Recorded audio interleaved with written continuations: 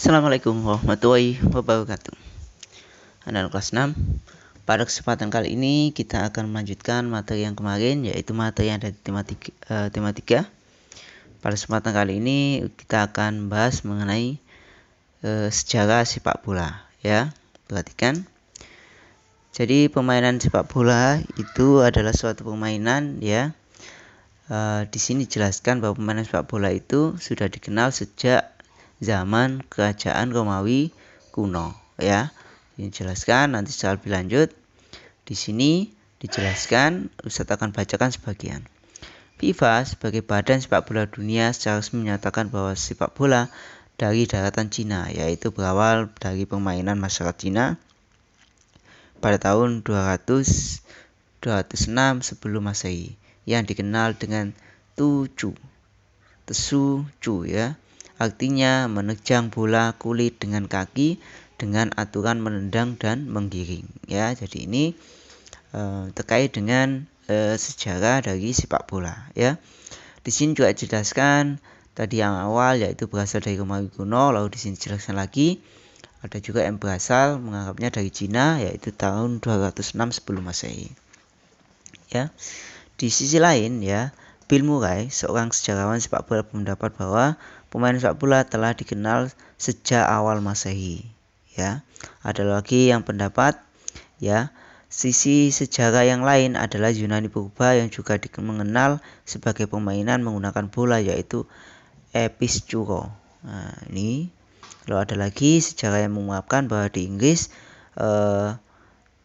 di ini dijelaskan bahwa yang memainkan sekolah-sekolah pada pertengahan. Jadi permainan bola ini sudah dimainkan pada masa pertengahan di Inggris, yaitu abad ke-19, tepatnya pada tahun 1857, ya. Jadi ada klub-klub sepak bola yang muncul di sana. Lalu dijelaskan lagi, pada tahun 1863 berdiri organisasi sepak bola Inggris yang bernama Football Association atau FA. Ya, jadi ini adalah terkait dengan sejarah permainan sepak bola. Oke, selanjutnya kita akan bahas tentang mengenal lari sprint. Lari sprint merupakan perlombaan lari di antara peserta lari dengan kecepatan maksimal atau berlari dengan kekuatan semaksimal mungkin, yaitu ditempuh dengan jarak 100 meter, 200 meter atau 400 meter. Sprint bertujuan untuk melatih kecepatan. Kategori jarak yang harus ditempuh disesuaikan dengan kelompoknya, ya, atau batasannya. Jadi ini dijelaskan bahwa sprint itu adalah olahraga yang melombakan kekuatan berlari, ya, dengan jarak lari 100 meter, 200 meter atau 400 meter. Nah, jadi ini persiapan ketika kita mau melari pada lari sprint. Ya, jadi ini posisi startnya. Oke, selanjutnya perhatikan di sini lomba lari, selain lari sprint ada beberapa lomba lari jenis lain. Yang pertama ada lomba lari berkelompok, ya. Di lomba lari berkelompok itu buat lintasan lari dengan jarak 8 sampai 10 meter. Letakkan patok penanda di garis finish. Setelah babak, anggota pertama dari tiap kelompok ini menuju patok, memutari patok, kemudian lari, ya. Nah, kemudian lagi kembali ke garis start. Anggota kelompok berikutnya lari mengikuti pola yang sama, ya, jadi secara bergantian. Ya, lalu di sini juga ada lomba lari estafet 4x10, ya, juga dilakukan secara berkelompok, ya. Nah, di sini dijelaskan pada lari estafet 4x10, ya, buat 4 lintasan lari dengan jarak setiap lintasan 10 meter. Letakkan patok penanda di garis finish pada setiap 10 meter. Berikan aba-aba anggota pertama dengan membawa tongkat dari tiap anggota kelompok lari menuju patok, kemudian menyerahkan tongkat pada pelari kedua dan seterusnya hingga pelari terakhir yang keempat. Jadi semacam itu. Ya, jadi di sini nanti ada pelari kedua, pelari ketiga, pelari keempat, ya. Jadi itu adalah lomba lari berkelompok, lomba lari estafet, dan lomba lari sprint atau lari kecepatan. Selanjutnya yaitu tentang lampu paralel.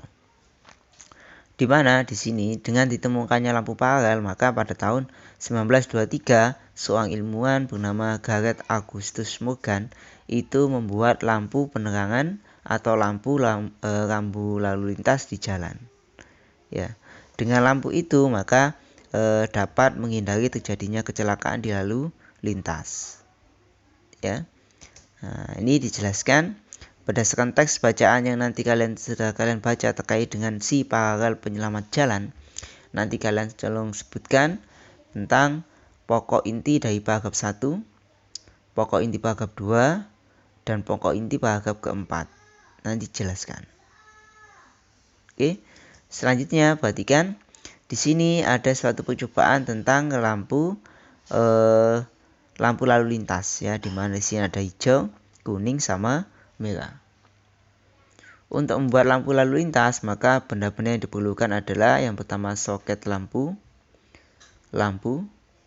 kabel, saklar, dan sumber tegangan di sini kebetulan berupa baterai. Nah, selanjutnya di sini bahan-bahan yang lainnya perlu dibutuhkan ada box sepatu, ya.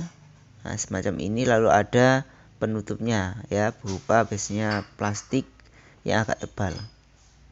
Ya, di sini ada bahan-bahannya, kardus bekas sepatu, 3 buah bola lampu kecil, 3 buah baterai tegangan 1,5 volt, 3 buah saklar, 3 buah dudukan bola lampu, kabel ukuran sedang dengan panjang kurang lebih 2 meter, 1 buah kantong plastik dengan panjang, dan kertas transparan warna merah, kuning, dan hijau. Jadi ini adalah alatnya yang dibutuhkan ketika kita mau membuat rangkaian listrik untuk membuat lampu lalu lintas. Nah, ini langkah kerjanya. Alat yang diperlukan ada gunting kecil, isolasi plastik. Setelah itu nanti langkahnya, siapkan kardus, biarkan bagian belakang terbuka, buat 3 lubang semacam ini ya. Buat sekat pembatas antara setiap lubang semacam ini ya. Tutup lubang menggunakan kertas warna. Nah, ini kertas warna ya. Setiap lampu akan berada pada sekat di setiap satu lubang. Pastikan rangkaian telah bekerja baik, lampu telah menyala. Posisikan rangkaian baterai dan saklar di dalam kardus atau menggunakan tatakan di bagian luar kardus. Nah, jadi ini adalah membuat lampu jalan. Nah, demikian pembelajaran kali ini. Nanti dikerjakan dengan baik latihannya serta kiri. Wassalamualaikum warahmatullahi wabarakatuh.